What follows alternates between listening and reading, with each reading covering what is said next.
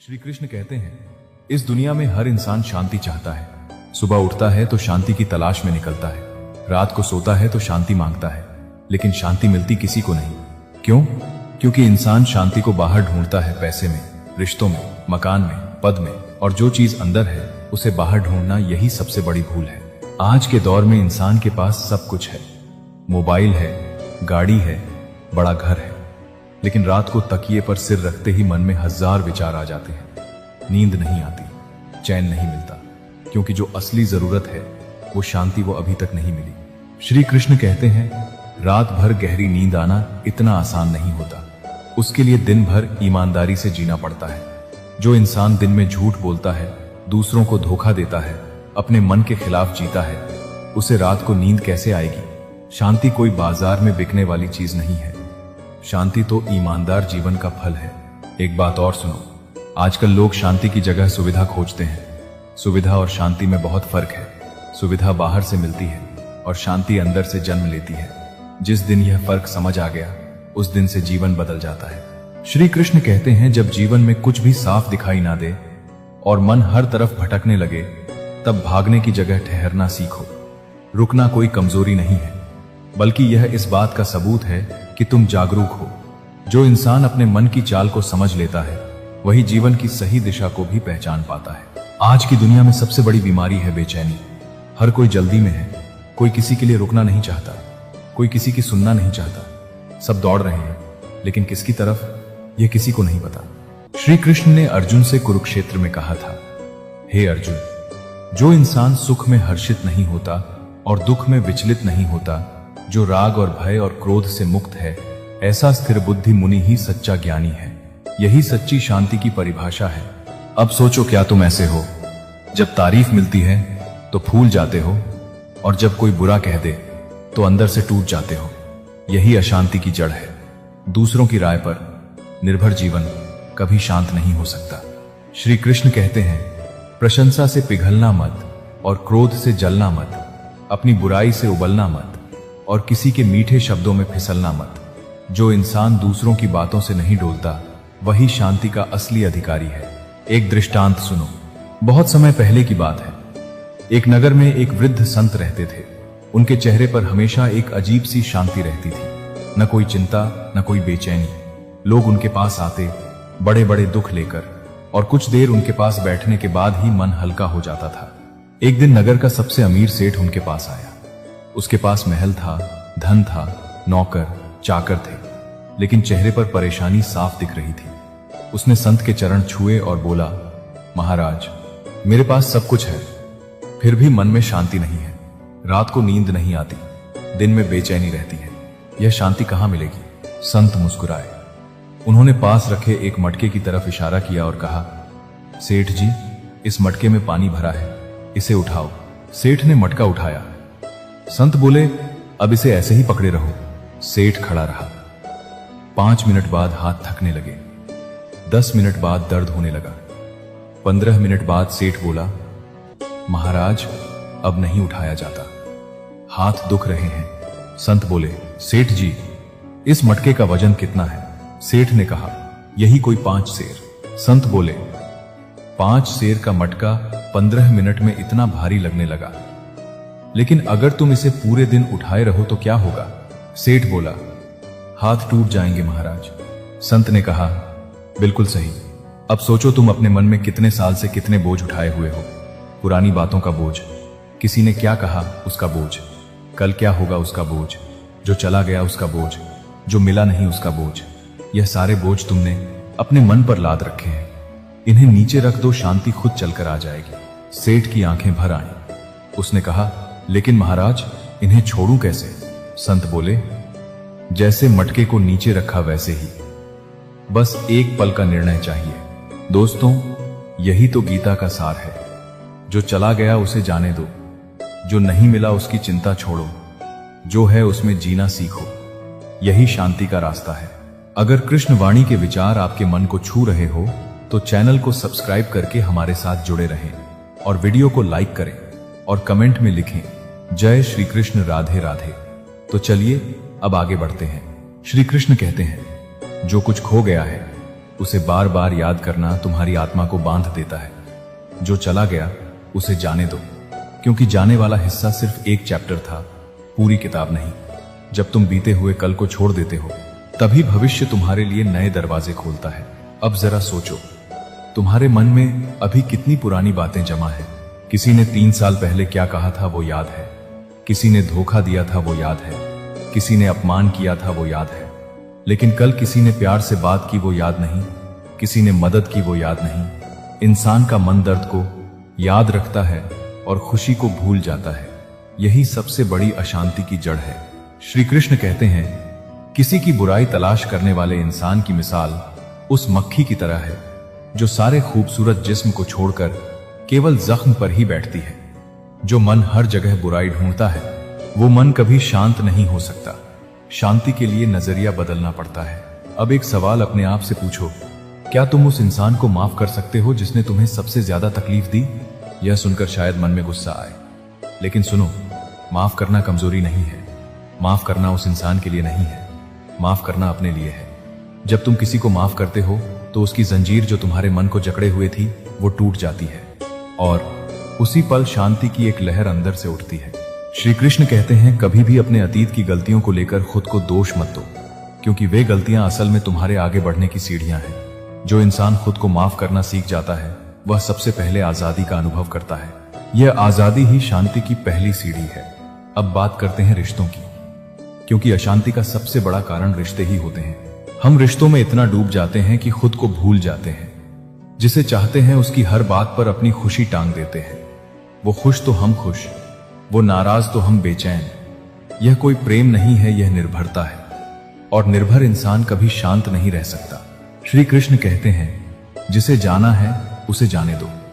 अगर वह आज रुक भी गया तो कल चला ही जाएगा। रिश्तों में प्यार अच्छा लगता है, भीख मांगना नहीं। जो रिश्ता तुम्हें बोझ लगने लगे उसे तोड़ देने में ही समझदारी है। यह कठोर लगता है, लेकिन यही सच है। हर रिश्ते की अलग अलग सीमाएं होती हैं, लेकिन जब बात आत्मसम्मान की हो तो वहां रिश्ता खत्म कर देना ही सही होता है। और एक बात, हम दूसरों से बहुत ज्यादा उम्मीद रखते हैं, इसीलिए टूटते हैं। श्री कृष्ण कहते हैं, हद से ज्यादा उम्मीदें हमेशा घाव देती हैं। जिस दिन उम्मीदें कम हुई, शांति अपने आप बढ़ गई। अगर कृष्णवाणी के विचार आपके मन को छू रहे हो तो चैनल को सब्सक्राइब करके हमारे साथ जुड़े रहें और वीडियो को लाइक करें और कमेंट में लिखें, जय श्री कृष्ण, राधे राधे। तो चलिए अब आगे बढ़ते हैं। श्री कृष्ण कहते हैं, सहारे इंसान को खोखला कर देते हैं और उम्मीदें इंसान को कमजोर। इसीलिए अपनी ताकत के बल पर जीना शुरू करो, क्योंकि तुमसे अच्छा साथी और हमदर्द तुम्हारा कोई और नहीं हो सकता। यह बात सुनने में अकेलापन लग सकती है, लेकिन यही सबसे बड़ी शक्ति है। जो इंसान खुद पर निर्भर होना सीख जाता है, वो इंसान कभी टूटता नहीं। उसे किसी की तारीफ की जरूरत नहीं, किसी की मंजूरी की जरूरत नहीं। अब एक और दृष्टांत सुनो। एक छोटे से गांव में 2 किसान रहते थे, रामदीन और श्यामदीन। दोनों के खेत पास पास थे। एक बार लंबे समय तक बारिश नहीं हुई, फसल सूखने लगी, गांव में हाहाकार मच गया। रामदीन रोज सुबह उठता, अपने पड़ोसियों के पास जाता और कहता, यह तो भगवान का प्रकोप है, अब क्या होगा? खेत बर्बाद हो गया, परिवार कैसे चलेगा? वो पूरा दिन चिंता में डूबा रहता, न खाना ठीक से खाता न सोता। उसका मन हर वक्त बेचैन रहता। श्यामदीन रोज सुबह उठता, भगवान को प्रणाम करता और खेत की तरफ निकल जाता। जो पानी बचा था उसे बचाकर काम में लाता, जहां छाया थी वहां बीज बोता। शाम को घर आता, परिवार के साथ बैठता, शांति से खाना खाता और गहरी नींद सोता। गांव वाले श्यामदीन से पूछते, तुम्हें डर नहीं लगता, चिंता नहीं होती? श्यामदीन मुस्कुराकर कहता, चिंता करने से बारिश नहीं आएगी, लेकिन काम करते रहने से कुछ न कुछ रास्ता जरूर निकलेगा। जो मेरे हाथ में है वो मैं करता हूं, जो मेरे हाथ में नहीं उसकी चिंता मैं क्यों करूं? कुछ हफ्ते बाद बारिश आई। रामदीन का खेत बंजर पड़ा था, क्योंकि उसने चिंता में समय गंवाया था। श्यामदीन के खेत में हरियाली थी, क्योंकि उसने शांत मन से काम किया था। दोस्तों, यही गीता का संदेश है। भविष्य की चिंता करना बिल्कुल वैसा ही है जैसे मिट्टी में बीज बोने के बाद तुम उसे हर रोज खोद कर देखो कि उसमें से अंकुर निकला या नहीं। जो भरोसा करता है वो सब्र भी रखता है। हर काम का अपना एक सही समय होता है, तुम बस अपना काम पूरी ईमानदारी से करते जाओ। फल सही समय पर खुद ब खुद मिल जाएगा। श्री कृष्ण कहते हैं, अगर इंसान अपने विचारों को साफ और शुद्ध कर ले तो उसे बाहर की किसी चीज की जरूरत नहीं पड़ेगी। यह मन ही संसार है, और जब मन शांत होता है तो तुम पूरी सृष्टि के साथ एक हो जाते हो। यह बात बहुत गहरी है, थोड़ा रुककर समझो। जब तुम किसी से नाराज होते हो तो वो इंसान अपनी जगह बैठा है, अपने काम में लगा है, लेकिन तुम्हारे मन में क्या चल रहा है, उसी के बारे में विचार, उसी का गुस्सा, उसी की यादें। यानी वो इंसान तुम्हारे अंदर रह रहा है और तुम्हारी शांति खा रहा है। क्या यह सही है?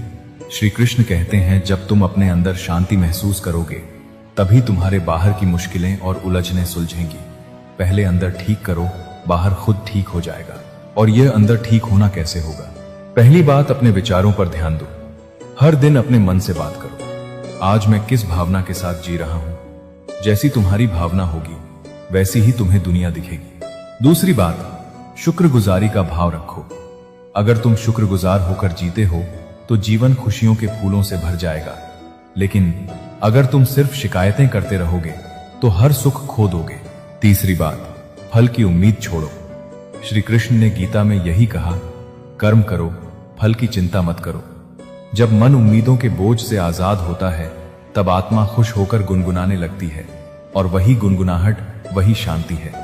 चौथी बात, तुलना बंद करो। कभी भी अपनी तुलना किसी दूसरे से मत करो। हर आत्मा की अपनी एक यात्रा है। तुलना करने का मतलब है अपनी वैल्यू को भूल जाना। तुम अपने रास्ते पर ईमानदारी से चलो। तुम्हारी रफ्तार भले ही कम हो, लेकिन तुम्हारी मंजिल हमेशा पवित्र होगी। श्री कृष्ण कहते हैं, जीवन की सबसे बड़ी तपस्या संतुलन है। जीत और हार, प्यार और बिछड़ना, उम्मीद और निराशा, यह सब एक ही सिक्के के दो पहलू हैं। जिसने इन दोनों के बीच खुद को स्थिर रखना सीख लिया, उसने जीवन को जीत लिया। असली ताकत वही है जो मुश्किल हालातों में भी शांत रह सके। यह संतुलन रातों रात नहीं आता। इसके लिए रोज अभ्यास करना होता है, रोज खुद को याद दिलाना होता है, मैं इस परिस्थिति से बड़ा हूं, यह पल भी गुजर जाएगा। हर रात के बाद सुबह आती है। श्री कृष्ण कहते हैं, जीवन की सबसे बड़ी खूबसूरती यह है कि हर दिन एक नया मौका होता है। चाहे कल का दिन कितना भी मुश्किल रहा हो, आज फिर से नई शुरुआत करने की ताकत तुम्हारे पास है। हर सुबह एक वरदान की तरह है, और जो इस बात को समझ लेता है वो हर पल में ईश्वर को महसूस करता है। अगर कृष्णवाणी के विचार आपके मन को छू रहे हो तो चैनल को सब्सक्राइब करके हमारे साथ जुड़े रहें, और वीडियो को लाइक करें और कमेंट में लिखें, जय श्री कृष्ण, राधे राधे। तो चलिए अब आगे बढ़ते हैं। श्री कृष्ण कहते हैं, जो इंसान हर पल जागरूक होकर जीता है उसे भविष्य की चिंता नहीं सताती। जागरूक रहना ही सबसे बड़ा ध्यान है। जो इंसान आज में पूरी तरह जीता है वही आजाद है। मन जितना शांत होगा दुनिया उतनी ही साफ दिखाई देगी। लेकिन यह जागरूकता आती कहां से है? यह आती है अपने आप को जानने से, और अपने आप को जानना शुरू होता है खामोशी से। आजकल इंसान से खामोशी बर्दाश्त नहीं होती। जैसे ही अकेले बैठो फोन उठा लो, जैसे ही मन खाली हो कुछ न कुछ चला लो, क्योंकि खामोशी में अपनी आवाज सुनाई देती है और वो आवाज डराती है। लेकिन श्री कृष्ण कहते हैं, जब जीवन में धुंध छा जाए और समझ ना आए कि कौन सा रास्ता सही है, तो भागने की जगह ठहरना सीखो। हर जवाब तुम्हारे अंदर ही है, बस बाहर के शोर को कम करने की जरूरत है। जब मन शांत होता है तभी ईश्वर की आवाज सुनाई देती है, और उस सन्नाटे में जो दिशा मिले वही तुम्हारा सच्चा रास्ता है। तो आज से एक काम करो, हर दिन कम से कम 10 मिनट खामोश बैठो। न फोन, न टेलीविजन, न बातें, बस बैठो, अपनी सांस को महसूस करो। यह 10 मिनट तुम्हारे पूरे दिन को बदल देंगे। यही सबसे सरल ध्यान है और यही शांति का पहला कदम है।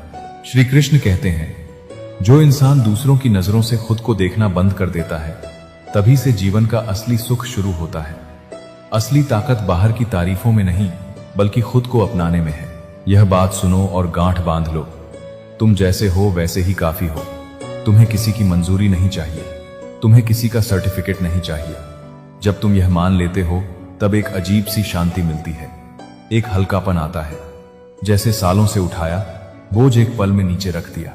अब एक और दृष्टांत सुनो, बहुत पुरानी बात है। एक राज्य में एक राजा था, बड़ा न्यायप्रिय, बड़ा दयालु। उसके राज्य में प्रजा सुखी थी, लेकिन राजा खुद अंदर से बेचैन रहता था। रात को नींद नहीं आती थी, दिन में मन भटकता रहता था। उसके पास सब कुछ था, सोने का महल, हाथी, घोड़े, रानियां, सेना। फिर भी कुछ था जो खाली लगता था। एक दिन राजा ने सुना कि राज्य की सीमा पर एक जंगल में एक महात्मा रहते हैं जो परम शांत हैं। उनके पास कुछ नहीं है, फिर भी उनके चेहरे पर ऐसी चमक है जो देखने वाले का मन भर देती है। राजा ने सोचा, मेरे पास सब कुछ है फिर भी शांति नहीं, उनके पास कुछ नहीं फिर भी शांति है, जरूर उनमें कोई रहस्य है। राजा अकेला निकल पड़ा। जंगल में जाकर देखा महात्मा एक पेड़ के नीचे बैठे हैं, आंखें बंद हैं, चेहरे पर एक दिव्य मुस्कान है। पास में न बिछावन, न भोजन, न कोई वस्तु। राजा ने प्रणाम किया और बोला, महात्मा जी, मेरे पास सारा राज्य है लेकिन शांति नहीं है। आपके पास कुछ नहीं है फिर भी आप इतने शांत हैं, यह रहस्य क्या है? महात्मा ने आंखें खोली, मुस्कुराए, बोले, राजन, तुम्हारे पास जो है वो गिनो। राजा बोला, राज्य है, महल है, धन है, सेना है, परिवार है। महात्मा बोले, और जो नहीं है वो गिनो। राजा सोचने लगा, बोला, पड़ोसी राज्य जितनी बड़ी सेना नहीं है उतना सोना नहीं है, वो किला नहीं है जो उनके पास है। वो महात्मा ने बीच में रोका और बोले, बस यही तुम्हारी अशांति का कारण है। तुम हमेशा जो नहीं है उसे देखते हो, जो है उसे नहीं देखते। मेरे पास कुछ नहीं है इसलिए मुझे कुछ खोने का डर नहीं। तुम्हारे पास बहुत कुछ है इसलिए तुम्हें हर पल खोने का भय है, और यही भय तुम्हारी शांति को खा जाता है। राजा चुप हो गया। महात्मा ने आगे कहा, राजन, शांति किसी चीज को पाने से नहीं मिलती, शांति मिलती है जो है उसमें संतुष्ट रहने से, और जो नहीं है उसे भगवान पर छोड़ देने से। जिस दिन तुम यह करना सीख जाओगे उस दिन तुम्हारा महल भी आश्रम बन जाएगा। राजा वापस लौटा। उसने उस दिन से एक नियम बनाया, हर सुबह उठकर पहले यह गिनना जो मेरे पास है, उसके लिए भगवान का धन्यवाद। उसके बाद ही दिन की शुरुआत। धीरे धीरे बेचैनी कम होने लगी, रात को नींद आने लगी, और एक दिन राजा ने महसूस किया वो शांति जो जंगल में महात्मा के पास थी वही उसके अंदर जागने लगी थी। दोस्तों, शांति बाहर नहीं है, शांति अंदर है, और उसे जगाने की चाबी है संतोष और कृतज्ञता। श्री कृष्ण कहते हैं, तुम चाहे जो भी हासिल कर लो, अगर तुम्हारे अंदर शुक्रगुजारी नहीं है तो सब बेकार है। धन्यवाद कहना वो भावना है जो साधारण पलों को भी पवित्र बना देती है। जब तुम हर छोटी चीज के लिए शुक्रिया महसूस करते हो तब जीवन खुद एक वरदान बन जाता है। अगर कृष्ण वाणी के विचार आपके मन को छू रहे हो तो चैनल को सब्सक्राइब करके हमारे साथ जुड़े रहें, और वीडियो को लाइक करें और कमेंट में लिखें, जय श्री कृष्ण, राधे राधे। तो चलिए अब आगे बढ़ते हैं। श्री कृष्ण कहते हैं, कभी भी यह मत सोचना कि तुम अकेले हो।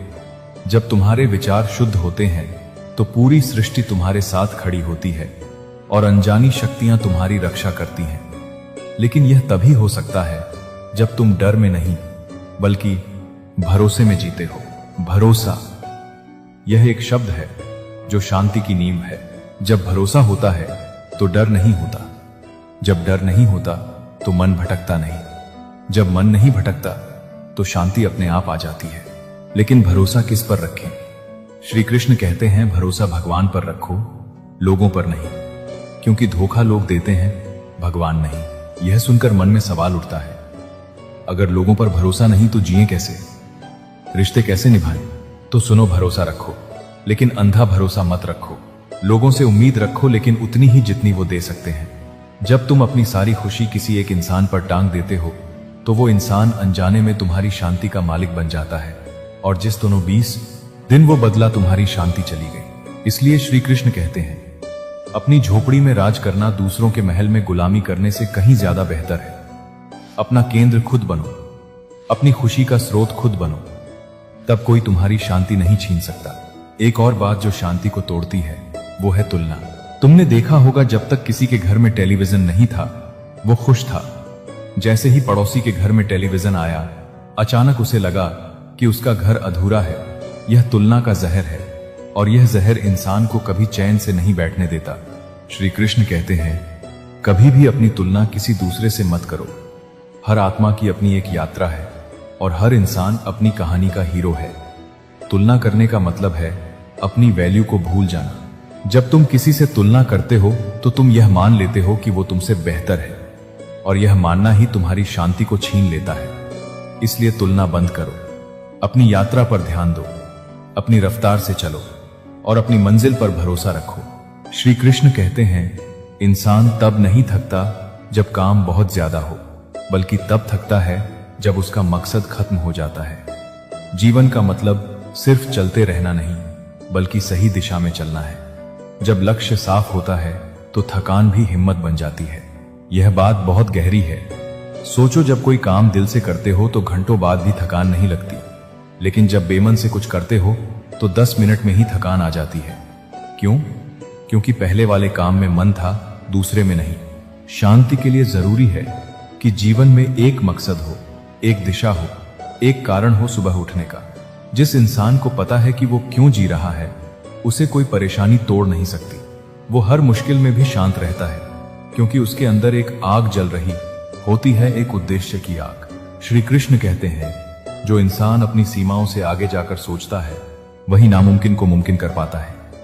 डर सिर्फ एक वहम है जो तुम्हारे मन में पैदा होता है। जब तुम उस डर से आगे बढ़ जाते हो, तभी तुम अपनी असली ताकत को पहचान पाते हो।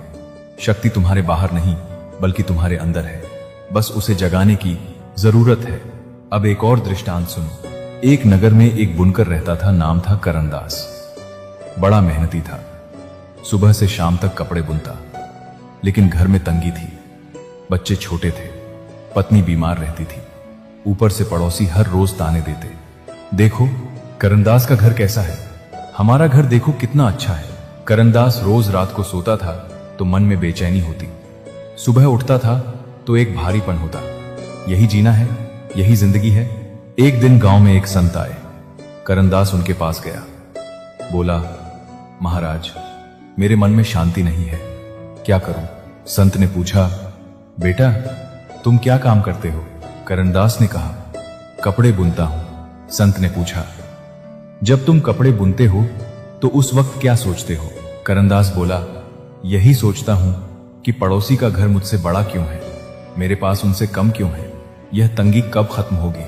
संत मुस्कुराए, बोले, बेटा यही तुम्हारी गलती है। जब तुम बुनते हो तो तुम वहां नहीं हो, तुम्हारा मन कहीं और है, इसलिए काम भी मन से नहीं होता और शांति भी नहीं मिलती। जो काम तुम्हारे हाथ में है उसे पूरी तरह से करो, उस पल में डूब जाओ, धागे को महसूस करो, रंगों को देखो, उस कपड़े को प्यार से बुनो जैसे यह तुम्हारी पूजा हो। करनदास ने पूछा, और पड़ोसी की बातें, उनके ताने? संत बोले, जो अपना काम करने में व्यस्त है उसे फुर्सत कहां कि दूसरों की बातें सुने। तुम इतने डूब जाओ अपने काम में कि दुनिया की आवाजें धुंधली हो जाएं। जब काम पूजा बन जाती है तो शांति उसका प्रसाद बन जाती है। करनदास घर लौटा। अगले दिन से उसने एक काम किया, जब भी बुनने बैठा उस वक्त सिर्फ बुनाई पर ध्यान दिया। हर धागे को ध्यान से चुना, हर रंग को प्यार से बिछाया। धीरे धीरे उसके कपड़े इतने सुंदर होने लगे कि दूर दूर से लोग खरीदने आने लगे। घर की तंगी दूर होने लगी और सबसे बड़ी बात, उसके मन में एक अजीब सी शांति आ गई, एक संतोष आ गया। दोस्तों, यही है गीता का कर्मयोग। अपना काम करो, पूरी तरह करो, फल की चिंता छोड़ो और उस काम को अपनी पूजा बनाओ। जब काम पूजा बन जाती है तब काम करने वाला इंसान खुद मंदिर बन जाता है और उस मंदिर में शांति का वास होता है। श्री कृष्ण कहते हैं, जीवन में कोई भी काम छोटा नहीं होता। जब तुम छोटे से छोटे काम को भी प्यार और पूरी श्रद्धा से करते हो तो वही काम तुम्हारी पूजा बन जाता है। यह ब्रह्मांड उन्हीं पर ध्यान देता है जो बिना घमंड के अपने काम को ही अपनी इबादत समझते हैं। अगर कृष्ण वाणी के विचार आपके मन को छू रहे हो तो चैनल को सब्सक्राइब करके हमारे साथ जुड़े रहें और वीडियो को लाइक करें और कमेंट में लिखें, जय श्री कृष्ण, राधे राधे। तो चलिए अब आगे बढ़ते हैं। श्री कृष्ण कहते हैं, असली शांति तब आती है जब तुम दूसरों को नहीं बल्कि खुद को समझना शुरू करते हो। जब तुम दूसरों की बुराई करना बंद कर देते हो और खुद के अंदर झांकते हो, तब एक नई दुनिया खुलती है। यह बात सुनने में आसान लगती है, लेकिन करना बहुत मुश्किल है। इंसान की आदत होती है बाहर देखने की, दूसरे क्या कर रहे हैं, दूसरे कैसे जी रहे हैं, दूसरे क्या सोचते हैं। लेकिन जब तक यह नजर बाहर है तब तक अंदर का अंधेरा नहीं देखा जा सकता। और अंदर का अंधेरा क्या है? वो पुरानी बातें जो अभी तक नहीं भूली, वो पुराने जख्म जो अभी तक भरे नहीं, वो पुराना गुस्सा जो अभी तक ठंडा नहीं हुआ, यही अंधेरा है। और जब तक यह शांति नहीं आ सकती, श्री कृष्ण कहते हैं, अंधकार के अंधे इंसान को न तो अपनी गलतियां दिखाई देती हैं और न ही दूसरे इंसानों में कुछ अच्छाई दिखाई देती है। इसीलिए पहले खुद के अंदर का दीपक जलाओ। जब अंदर रोशनी होगी तब बाहर भी रोशनी दिखेगी। यह अंदर का दीपक जलता है ईमानदारी से। जब तुम खुद से ईमानदार होते हो, जब तुम मान लेते हो कि हाँ मैंने गलती की, हाँ मैं भी कभी कभी गलत था, हाँ मुझ में भी कमियां हैं, तब एक बड़ा बोझ उतर जाता है और वहीं से शांति की शुरुआत होती है। श्री कृष्ण कहते हैं गलतियां कीजिए, वो सबसे होती हैं, लेकिन कभी किसी के साथ गलत मत कीजिए और अपनी गलतियों से सीखिए, उन्हें सीने पर पत्थर की तरह मत उठाए रहिए। अब एक और दृष्टांत सुनो। एक गांव में एक वृद्धा रहती थी, नाम था सावित्री बाई। उम्र थी 70 साल से ऊपर, लेकिन चेहरे पर झुर्रियों के बावजूद एक ऐसी शांति थी जो देखने वाले को भी सुकून दे जाती थी। गांव में जब भी कोई परेशान होता, सावित्री बाई के पास आता। वो कुछ खास नहीं कहती थी, बस सुनती थी और उनके पास बैठकर ही मन हल्का हो जाता था। एक बार एक युवक आया, नाम था विजय। बड़ा बेचैन था। नौकरी में परेशानी, घर में कलह, मन में 1000 सवाल। सावित्री बाई के पास बैठा और बोला, बाई तुम्हें इतनी शांति कैसे मिली? जीवन में इतनी मुश्किलें आई, फिर भी तुम इतनी शांत कैसे हो? सावित्री बाई ने मुस्कुराकर पूछा, बेटा तुम्हारे घर में कोई पुराना बर्तन है जो बहुत काम का हो? विजय ने सोचकर कहा, हाँ माँ का एक पुराना मिट्टी का घड़ा है, उसमें रखा पानी हमेशा ठंडा और मीठा रहता है। सावित्री बाई बोली, वो घड़ा इतने साल क्यों टिका है? विजय ने कहा, क्योंकि उसे संभाल कर रखा गया, कभी पटका नहीं, कभी उपेक्षा नहीं की। सावित्री बाई बोली, बिल्कुल सही बेटा, मन भी उसी मिट्टी के घड़े की तरह है। अगर उसे संभालो, प्यार से रखो, गुस्से और घबराहट से न पटको, तो वो ठंडा और शांत रहता है। मैंने भी जीवन में बहुत दुख देखे, पति गए, बेटा गया, गरीबी आई, लेकिन मैंने एक काम किया। हर रात सोने से पहले उस दिन की सारी तकलीफें एक काल्पनिक थैले में डाली और भगवान के चरणों में रख दी और कहा, प्रभु यह मेरे बस का नहीं, यह तुम संभालो। और सुबह उठकर नई शुरुआत की। यही मेरी शांति का राज है। विजय की आंखें भर आईं। उसने पूछा, लेकिन बाई इतना आसान है क्या? छोड़ देना इतना आसान है? सावित्री बाई बोली, आसान नहीं है बेटा, लेकिन जरूरी है। जो नदी का पानी है वो नदी में ही रहता है। उसे मुट्ठी में बंद करने की कोशिश करोगे तो उंगलियों के बीच से निकल जाएगा और हाथ भी खाली रह जाएगा। जीवन की घटनाएं भी ऐसी ही हैं, उन्हें बहने दो, उन्हें पकड़कर मत बैठो। दोस्तों, यही गीता का सबसे बड़ा संदेश है। जो हो गया उसे जाने दो, जो होना है उसे भगवान पर छोड़ दो, और जो अभी है उसमें पूरी तरह जियो। यही शांति की 3 चाबियां हैं: छोड़ना, भरोसा रखना और वर्तमान में जीना। श्री कृष्ण कहते हैं, जो कुछ खो गया है उसे बार बार याद करना तुम्हारी आत्मा को बांध देता है। जो चला गया उसे जाने दो, क्योंकि जाने वाला हिस्सा सिर्फ एक चैप्टर था, पूरी किताब नहीं। जब तुम बीते हुए कल को छोड़ देते हो, तभी भविष्य तुम्हारे लिए नए दरवाजे खोलता है। अगर कृष्ण वाणी के विचार आपके मन को छू रहे हो तो चैनल को सब्सक्राइब करके हमारे साथ जुड़े रहें और वीडियो को लाइक करें और कमेंट में लिखें, जय श्री कृष्ण, राधे राधे। तो चलिए अब आगे बढ़ते हैं। श्री कृष्ण कहते हैं, हर संघर्ष का कोई ना कोई खास मकसद होता है। जब तुम मुश्किलों के बीच भी कुछ सीखने की सोच रखते हो तो हर दर्द तुम्हारे लिए एक वरदान बन जाता है। जीवन का राज्य यही है कि दर्द में भी शिक्षा ढूंढो, क्योंकि वही तुम्हें ऊपर उठाएगी। यह सुनकर कई लोग कहेंगे, इतना दर्द होता है, इतनी तकलीफ होती है, और तुम कह रहे हो वरदान है। हाँ वरदान है, लेकिन वो तभी समझ आता है जब वो दर्द गुजर जाता है। सोनार सोने को आग में तपाता है, इसलिए नहीं कि उसे जलाना है, बल्कि इसलिए कि उसमें से खरा सोना निकले।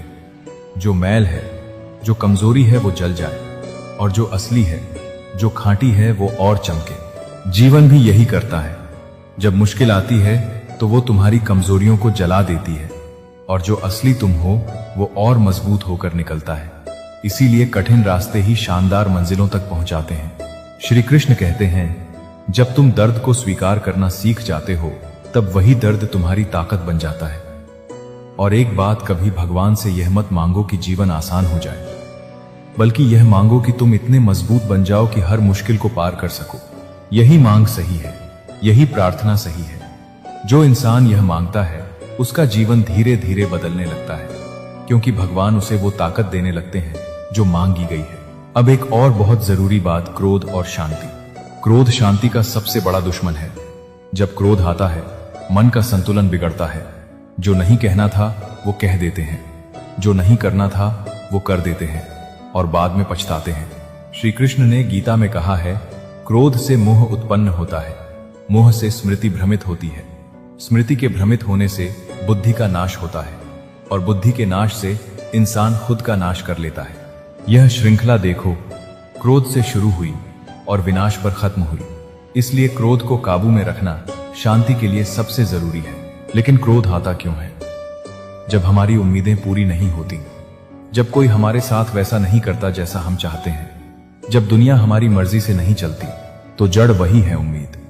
और उम्मीद को काबू करने का रास्ता है स्वीकृति। यह स्वीकार करना कि हर चीज मेरी मर्जी से नहीं होगी, हर इंसान मेरी तरह नहीं सोचेगा, हर परिस्थिति मेरे अनुकूल नहीं होगी, और यह ठीक है। जब यह स्वीकृति आती है तो क्रोध अपने आप कम होने लगता है, और जब क्रोध कम होता है तो शांति आती है। श्री कृष्ण कहते हैं, जीवन की सबसे बड़ी तपस्या संतुलन है। जो मुश्किल हालातों में भी शांत रह सके, असली ताकत वही है। एक और दृष्टांत सुनो। एक बार एक शिष्य अपने गुरु के पास आया। बड़ा क्रोधी था, छोटी छोटी बात पर आग बबूला हो जाता था। उसने गुरु से कहा, गुरुजी, मुझे क्रोध बहुत आता है, मैं शांत रहना चाहता हूं, लेकिन हो नहीं पाता, क्या करूं? गुरु ने कहा, ठीक है, आज से एक काम करो, जब भी क्रोध आए उस वक्त कुछ मत कहो, बस यहां से वहां तक चले जाओ। और उन्होंने एक दीवार से दूसरी दीवार तक की दूरी बताई। शिष्य ने पूछा, बस इतना? गुरु बोले, हां, बस इतना। शिष्य ने यही किया। जब भी क्रोध आता चुपचाप उठकर चल देता, 10 कदम चलता और तब तक कुछ न कहता। धीरे धीरे उसने देखा जो बात 10 कदम पहले बहुत बड़ी लगती थी, 10 कदम बाद वो उतनी बड़ी नहीं लगती।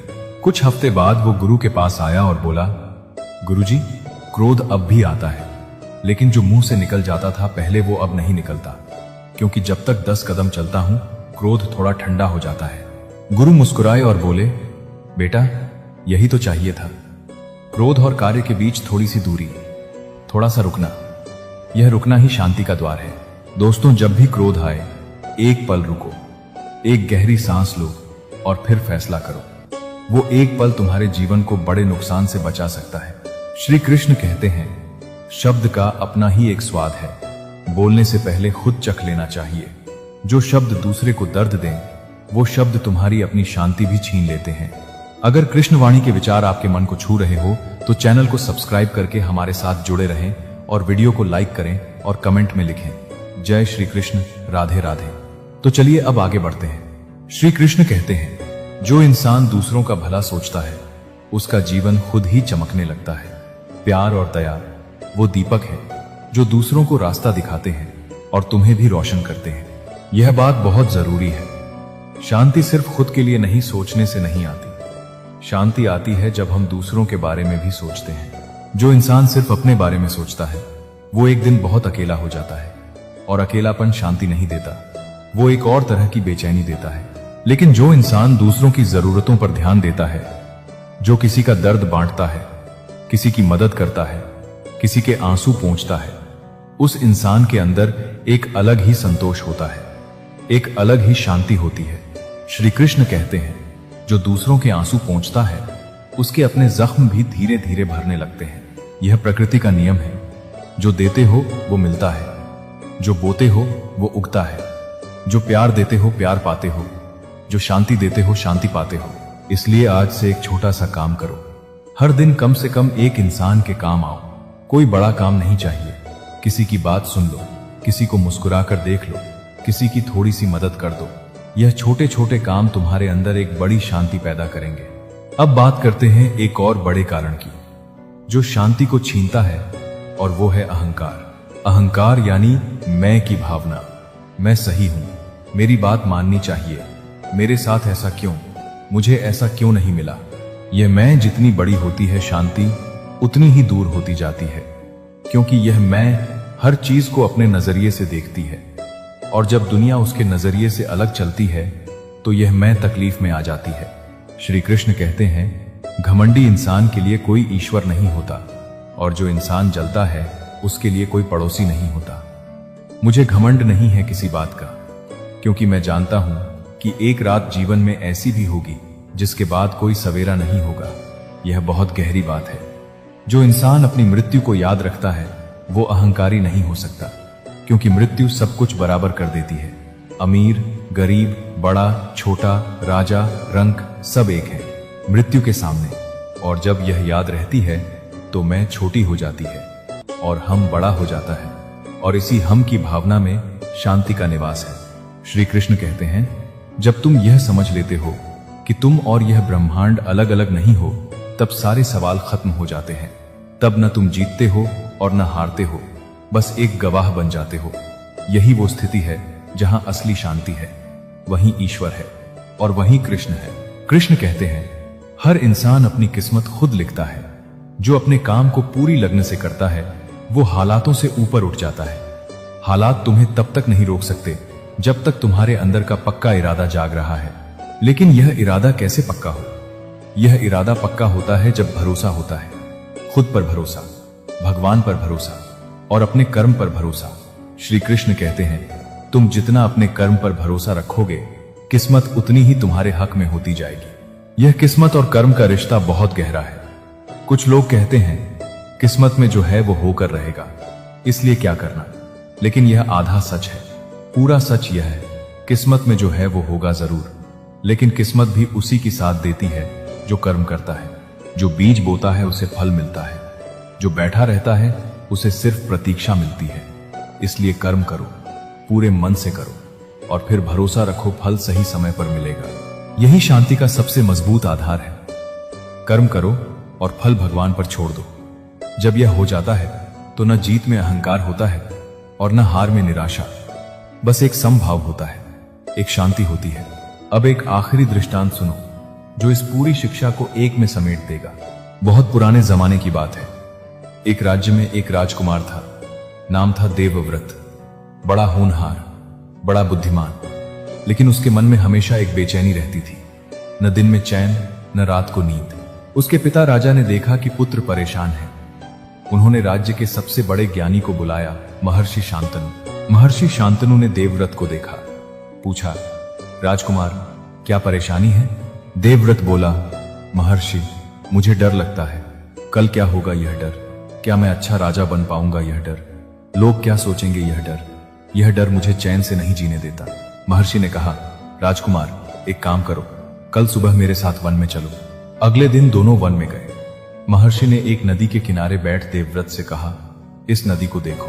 देवव्रत ने देखा, नदी बह रही थी, शांत, गंभीर, निरंतर। महर्षि बोले, राजकुमार इस नदी से पूछो कि क्या इसे डर लगता है। देवव्रत हंसा, नदी को कैसा डर? महर्षि बोले, बिल्कुल सही, नदी को पता है कि उसे बहना है, उसका काम है बहते रहना। रास्ते में पत्थर आएंगे वो उनसे लड़ती नहीं, उनके इर्द गिर्द बह जाती है। खड्ड आएगा वो उसमें गिरती है, फिर उठती है। मैदान आएगा वो फैलती है, रेगिस्तान आएगा वो अपनी गति धीमी करती है, लेकिन रुकती नहीं, और अंत में सागर से मिलती है। यही उसकी शांति का राज्य है। देवव्रत ध्यान से सुन रहा था। महर्षि ने आगे कहा, राजकुमार तुम भी उसी नदी की तरह हो। तुम्हारा काम है अपना कर्म करते रहना। रास्ते में मुश्किलें आएंगी, उनसे लड़ो मत, उनके आसपास रास्ता निकालो। गिरोगे उठो, थकोगे रुको, लेकिन रुकना भी तभी जब जरूरी हो, और फिर चलते रहो। डर को मन में जगह मत दो। डर से बड़ा तुम्हारा कर्म है, डर से बड़ा तुम्हारा इरादा है, और डर से बड़ा तुम्हारा भगवान है। देवव्रत वहां बहुत देर बैठा रहा, नदी को देखता रहा, और धीरे धीरे उसे महसूस हुआ जो बोझ सालों से था वो हल्का हो रहा है। एक शांति आ रही है, वो शांति जिसे वो बरसों से ढूंढ रहा था। दोस्तों यही शांति है, नदी जैसी शांति, जो बहती है रुकती नहीं, जो झुकती है टूटती नहीं।